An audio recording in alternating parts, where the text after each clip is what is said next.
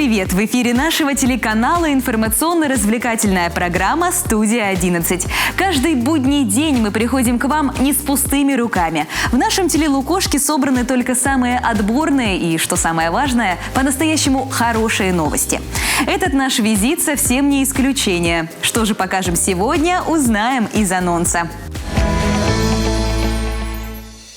Сыктывкарец значит лыжник. Более 1000 горожан показали класс на 5-километровом забеге. Кредитные каникулы, о механизме их работы и способах получения отсрочки. Ребенок пополз, родитель насторожись. Как снизить риски бытового травматизма? Лыжня России – ежегодное спортивное событие, которое объединяет миллионы людей по всей стране. Свою дистанцию любители зимнего спорта уже прошли и в республике Коми. Площадкой номер 1 в Сыктывкаре стала лыжная база Веждина в Эжвинском районе. А в эту субботу забег пройдет на лыжной базе «Динамо». На зимнем празднике, который проходил в Эжвинском районе, побывала и Евгения Кладкевич. Проходим, малыши!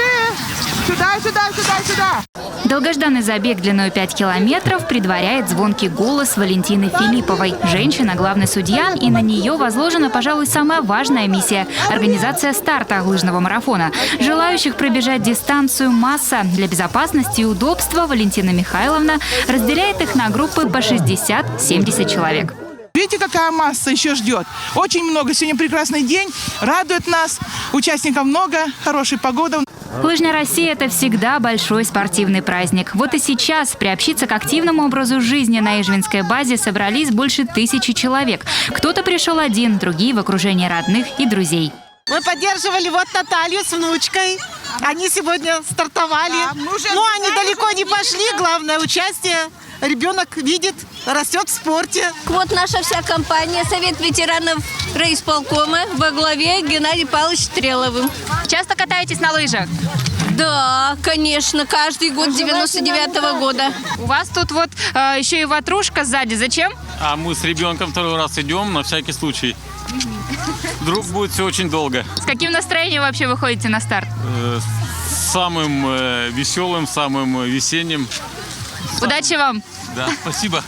Главное, на дистанции делятся лыжники прочувствовать атмосферу общей радости. В зимнее веселье погружаются и дети. Самому маленькому участнику забега всего годик. Как только мальчик сделал первые шаги, родители тут же поставили его на лыжи. Вся семья малыша – рьяные поклонники зимнего спорта. Символично, что и фамилия у них соответствующая – Рочевы, созвучная с той, что носят наши прославленные земляки. У нас старшие дети лыжники, они уже где-то, наверное, финишировали. Мама с младшей дочкой стартанули только что, а мы здесь вот маленький кружочек решили. В свободном старте на 5 километров принимают участие спортивные школы города, учебные заведения, а также работники предприятий и общественных организаций. И, судя по улыбкам, зимний тимбилдинг на свежем воздухе работает на ура. Настроение у нас хорошее, мы коллективом пришли участвовать, участвуем каждый год. Вместе с любителями на дистанцию вышла по традиции и группа сильнейших. В ее составе лыжники с большим спортивным опытом. Каждый словно с иголочки, профессионально экипирован. Сильнейшие соревнуются на время, а заодно проверяют, насколько за год выросли их скорость и выносливость. Ощущения хорошие, ощущение праздника спортивного. Все здорово, все замечательно.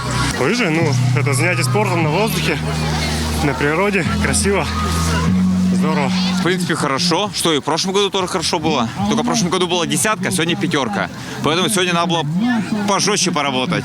Вишенкой на торте зимнего праздника стала полевая кухня. Потратив энергию во время забега, лыжники подъезжают к столу, где волонтеры выдают им порцию гречневой каши с тушенкой, хлеб и горячий чай. Сытный обед под энергичную музыку невольно навеивает на мысль, а не пробежать ли еще 5? Жители Коми, чей доход снизился, могут оформить кредитные каникулы. Они позволяют заемщику получить отсрочку в погашении до полугода. Что нужно для их оформления и кто может на них претендовать? Об этом мы поговорим с начальником экономического отдела отделения Банка России по Республике Коми Павлом Докукиным. Павел Владимирович, здравствуйте, рады вас видеть. Здравствуйте. Ну и перед тем, как говорить о кредитных каникулах, нужно бы узнать о их механизме. Как они работают? Ну, главная задача кредитных каникул – это дать возможность заемщику получить некую отсрочку в обслуживании и погашении своих долгов. Кредитные каникулы позволяют временно приостановить платежи заемщика по кредитам, либо уменьшить их до некого минимального, комфортного для заемщика размера. Кто их может получить? Ну, для получения кредитных каникул необходимо соблюдать ряд условий, установленных законодательством. Ну, во-первых, кредитные каникулы могут быть оформлены по кредиту либо займу, который получен до 1 марта 2022 года. Во-вторых, заемщик, который претендует на получение кредитных каникул, должен подтвердить, что его доход за последний месяц снизился на 30 и более процентов по сравнению со среднемесячным доходом в 2022 году. И третье условие – кредит или займ должен соответствовать лимитам, которые установлены правительством. Причем это именно лимиты к первоначальному размеру кредита или займа, а не к его текущему остатку. Для потребительских кредитов этот лимит составляет 300 тысяч рублей, для автокредитов 700 тысяч, для кредитных карт 100 тысяч. По ипотечным кредитам лимит различается в зависимости от региона от 3 до 6 миллионов рублей, но в Республике Коми он составляет 3 миллиона. Ну и следует помнить, что воспользоваться механизмом кредитных каникул можно до 31 марта текущего года. Я знаю, что и мобилизованные участники специальной военной операции тоже могут взять кредитные каникулы. Да, все верно. Осенью прошлого года право на получение кредитных каникул было предоставлено мобилизованным гражданам, участникам специальной военной операции и членам их семей. Эта категория граждан также может временно приостановить платежи по своим кредитам и займам на весь срок службы плюс 30 дней. Каких-либо ограничений по суммам, количеству кредитов или по срокам кредитов нет. Главное условие – эти кредиты и займы должны быть взяты до момента мобилизации или до начала участия в специальной военной операции. И обратиться за такой льготой данная категория граждан может до конца текущего года. То есть я правильно поняла, что во время кредитных каникул вообще не нужно ничего платить? Да, совершенно верно. Заемщик на период кредитных каникул может взять паузу в обслуживании своих кредитов, либо уменьшить ежемесячный платеж до некой минимальной, комфортной для него суммы. Но здесь следует помнить, что в период кредитных каникул продолжают начисляться проценты, хотя и по специальной льготной ставке. Например, по потребительским кредитам эта ставка будет составлять 2/3 от установленной Банком России среднерыночной полной стоимости кредита.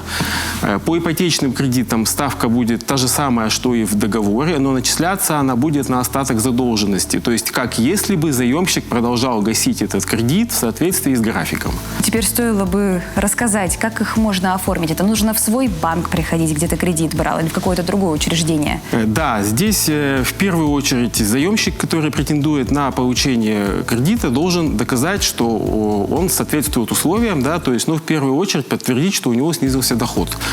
Необходимо представить либо справку с места работы об уменьшении зарплаты, либо справку с центра занятости о постановке на учет в качестве безработного.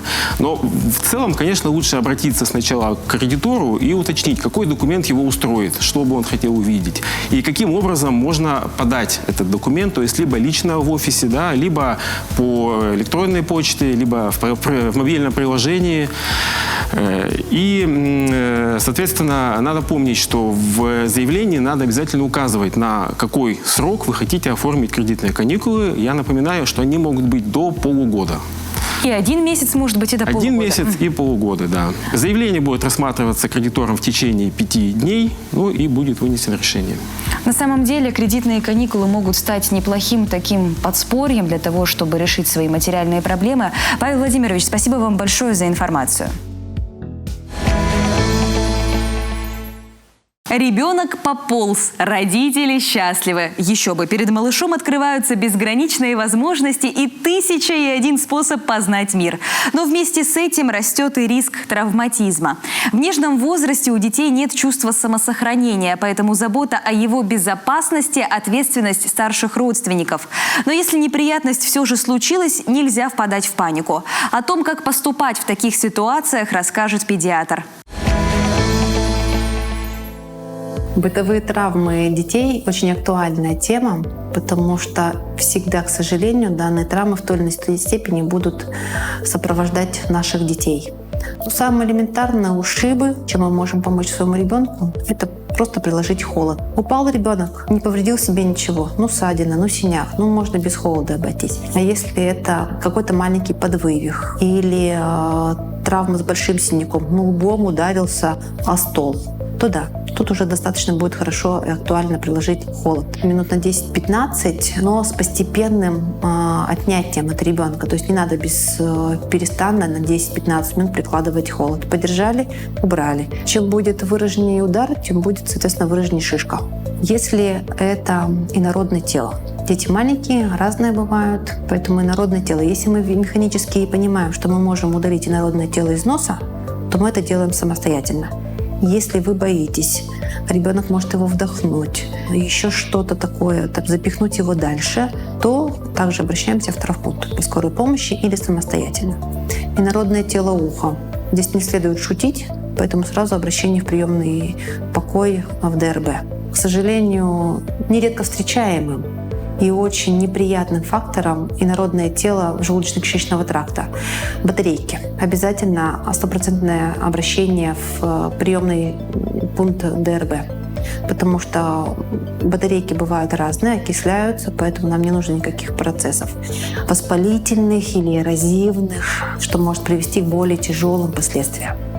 Также сейчас, пока зима еще есть, залипают языки у детей к качелям, заборам. Дети неразумные, они будут отрывать этот язык, поэтому повреждение слизистых языка будет. И второй вариант — это просто надо хорошо согреть язык, подуть теплом на язык и качели, чтобы он тихонько оттаял, дать время, а не отрывать его с силой. Если уже язык оторвался, то это просто холод. Не давать потом горячие напитки, не давать грубую еду, не давать кислую еду.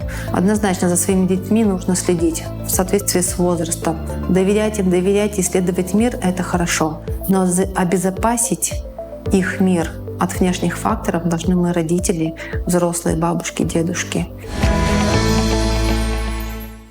Мы ненадолго прервемся. Переключаться не рекомендую. В таком случае есть шанс упустить кое-что важное.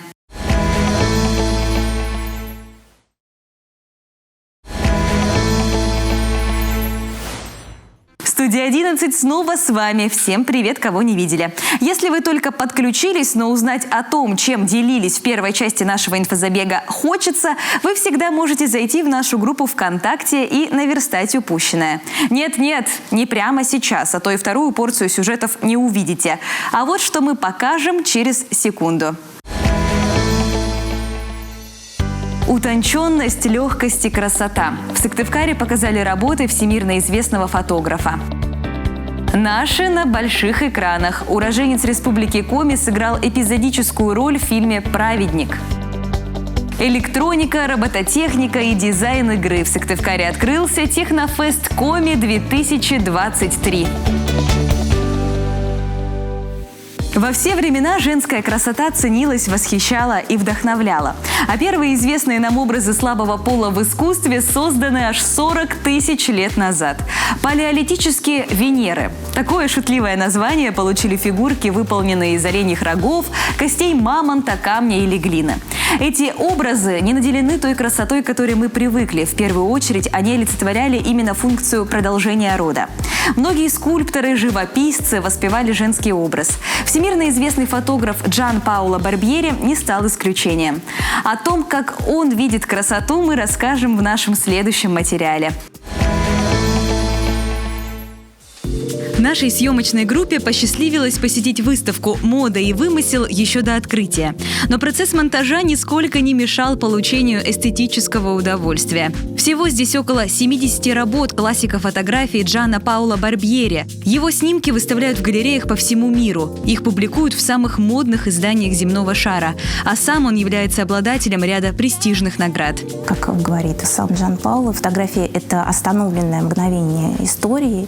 И для нас это важно тем, что это фиксация уходящей эпохи. По сути, это так и есть, потому что Джан Пауло, он блистательный представитель золотой эпохи фотографии 20 века. Потому что сейчас мир сильно меняется, меняемся мы, меняется мировоззрение, и фотографический подход, он глобально изменился. И вот, пожалуй, глянец уже больше не представит такого уровня фотографий, такой глубины фотографий. Женщина – центральная фигура творчества фотографа. Более 40 лет он воплощал в фотографиях свое видение красоты, утонченности и элегантности. С его снимков на нас смотрят признанные красавицы эпохи – Софи Лорен, Верушка, Вивьен Вествуд, Моника Беллуччи, Майя Плисецкая. Фотограф в своих интервью не раз отмечал, что ему повезло работать только с интеллигентными и приятными людьми, но всегда особенно выделял одну модель. Портрет Одри Хепберн обладает какой-то гипнотической силой. Его хочется рассматривать и рассматривать. Здесь нет лишних деталей, а на фотографии успешно уживаются творческий подход автора и завораживающая красота актрисы. Она пришла к нему, и первое, что она сказала: я взяла с собой домашние туфли, чтобы вам ничего не испачкать. И я так понимаю, что вот с этого, наверное, началось вот такое вот восхищение человеком, персонажем, женщиной, потому что он всегда отзывался о ней как о очень интеллигентной, изысканной, утонченной женщине. И съемка сама проходила в очень легкой, приятной, дружественной атмосфере. Подумайте только, большинство этих снимков были сделаны больше 40 лет назад, но живут они будто вне времени. Все из-за неповторимого взгляда фотографа к реализации задумки. Многие его работы можно назвать по-настоящему театральными. Настолько детально продуман не только сюжет, но и декорации. Он декорировал и создавал мизансцену для всех своих съемок самостоятельно сам. И вот эта работа, она очень показательна тем, как он воссоздал образ пустыни. Джанпаоло подсмотрел в студии свободный небольшой закуток, в котором предполагался ремонт. Он попросил, чтобы ему принесли такой небольшой настил из там что-то вот вроде такого сбитых досок. То есть это стало таким подиумом. Принес туда, я думаю, большое количество манной муки, насыпал ее, на заднике нарисовал дюны, песок, и вот в центре посадил модель. Образование в сфере драматического искусства, страсть к театру и кино, талант режиссера сформировали особый творческий подход Барбьери и позволили ему развить неповторимый, изысканный стиль, прослеживающийся во всех его работах. В Сыктывкар выставку привез Московский мультимедиа-арт-музей. Со стильными и неповторимыми работами маэстро можно познакомиться до 2 апреля. Сегодня в кинотеатрах России стартует показ новой киноленты. Действие фильма «Праведник» проходит в годы Великой Отечественной войны. С оккупированных белорусских земель за линию фронта выводят свыше 200 евреев, стариков, женщин и детей, чудом избежавших неминуемой жестокой расправы. Этим истощенным, измученным голодом и страхом людям предстоит пройти пешком по лесным тропам сотни километров, чтобы вновь обрести надежду на спасение и веру в будущее. Эпизодическую роль в фильме сыграл уроженец Коми Николай Мальцев. Сейчас он на связи с нашей студией. Николай, здравствуйте. Расскажите, какую роль вы сыграли в картине? Вот есть великие режиссеры, такие как Абдрашидов, Михалков. К ним относится и Урсуляк Сергей Владимирович. Когда он предложил мне эту роль, я был согласен на любую роль. Там немного ролей со словами, и я был согласен на все, чем занимается этот человек. Потому что все, что делал Сергей Владимирович, это всегда искусство. И прикоснуться к этому искусству ты готов в любых условиях. Я сыграл Моисея Рубинчика из «Барановичей». Как и все, нафантазировал. Я жил в Барановичах, потом пришли фашисты. Нас всех загнали в гетто. Год нас держали там на гнилой брюкве. И работали, что придется. А потом пошли слухи, как они сжигают людей в разных местечках. Потому что им кормить нас нечем. И вот как-то ночью отряд Николая Яковлевича Киселева перебил охрану и освободил нас. Вывел почти 500 евреев из Долгиновского гетто. Мы ушли в лес, ближе к партизанам. И стал вопрос о нашем пропитании. В основном старики, женщины, дети. Запросили Москву. И Ставка, несмотря на тяжелейшее время, все равно делает приказ вывести нас, 500 еврейских семей, около 500, через Суражские ворота. Между немецкими фронтами была такая дыра, в которую с большой земли партизанам поставляли оружие, медикаменты, сухпайки, а обратно шло уже больные, там ценная информация. И вот в эти Суражские ворота, это 1500 километров, Ставка отправила к нам сопровождение десантников, выдала пайки, и мы пошли в этот 1500-километровый рейд по тылам немцев. Вот об этом моя роль, как мы шли с этими множеством трогательных, серьезных, умных, и страшных порой эпизодов. Где проходили съемки и как долго они длились для вас, как был организован съемочный процесс?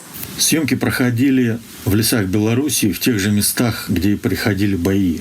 Под Барановичем, под Минском. В общем, там все это было. Длились они 2 месяца. С августа по октябрь, это 2 года назад. Сергей Владимирович создал удивительную атмосферу какой-то любви, доброты, семьи. Вы известны прежде всего как актер театра. Для вас «Праведник» был первым опытом работы в кино. До пандемии я много снимался. У меня около 100 работ в сериалах, в различных, есть большие, есть средние роли. В полном метре я снимался только у Мизгирева, бубен-барабан. И вот сейчас у Сергея Владимировича Урсуляка. Да, но это, конечно, небо и земля. Сниматься в полном метре и в сериалах. Сниматься с мастерами. Сниматься с таким замечательным отношением к делу, к искусству. Когда тебя любят, когда тебя ценят, когда ты хочешь творить и работать. Тема фильма довольно тяжелая – спасение еврейского народа. Тяжело ли было играть человека, пережившего ужас войны? Тема фильма действительно очень такая тяжелая. Вся страна напряжена до последнего. Все работают на победу. И все же Ставка находит время спасти ни в чем не повинных людей. Причем для многих из нас, то есть я уже говорю про эту группу евреев, которых выводили по лесам Белоруссии, а советская армия не была родной. Потому что у нас большинство было, вот я там из Западной Белоруссии, там было много из Австрии, из Польши. Они даже по-русски-то плохо знали. Там были хасиды, вы все это в фильме увидите. И несмотря на это, их спас простой вот этот Николай Яковлевич Киселев. Почти 3000 потомков сейчас осталось. Это считаю, что спасенных Киселевым. Вот. Конечно, это тяжелое предлагаемое обстоятельство, в которое надо было погружаться. Но цель того стоила. Ну и по вашему мнению, почему все-таки стоит посмотреть этот фильм? Фильм стоит посмотреть, потому что, во-первых, там снимаются замечательно великие русские артисты. Но и главное, чтобы мы знали правдивую историю, потому что незнание правдивой истории приводит просто к страшным катаклизмам. Ну и потом это фильм о великом подвиге русского человека, о бескорыстном подвиге. Недаром имя Николая Яковлевича Киселева на Кнессете в Израиле, и он объявлен праведником мира. В Коми стартовал республиканский технологический фестиваль «Технофест Коми-2023».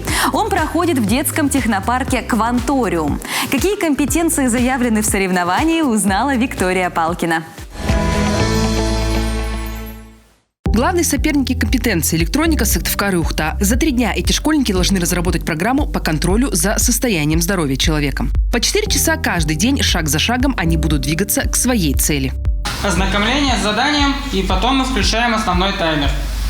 Увлечь современного подростка – задача непростая для нынешних педагогов. Познавательный интерес у детей нужно все время поддерживать. Иначе воспитанники просто разбегутся. Вот, к примеру, здесь нужно разработать самостоятельно виртуальные 3D-модели.